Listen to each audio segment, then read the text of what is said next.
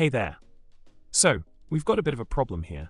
You see, I've got this Debian Docker image running my web app, and it's all good, but there's a little issue with the ffmpeg version. Currently, we're sitting at 4.3.5, and the latest and greatest is 6.1.1.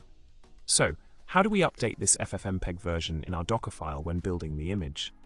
Now, the solution to our ffmpeg version dilemma is quite straightforward. One option is to switch over to using Alpine Ruby as our base image, which offers the latest ffmpeg builds. It's a simple and recommended route to take unless you absolutely need Debian for a specific reason.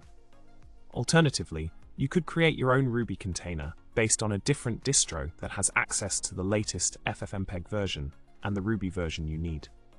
Lastly, if you're feeling adventurous, you can build ffmpeg from source, but tread carefully, as dependencies might cause some headaches. In a nutshell, we've addressed the ffmpeg version discrepancy in our Debian Docker image. Whether you opt for Alpine Ruby or venture into building ffmpeg from source, make sure to choose the best approach for your needs. And on that note, it's time to wrap up this video.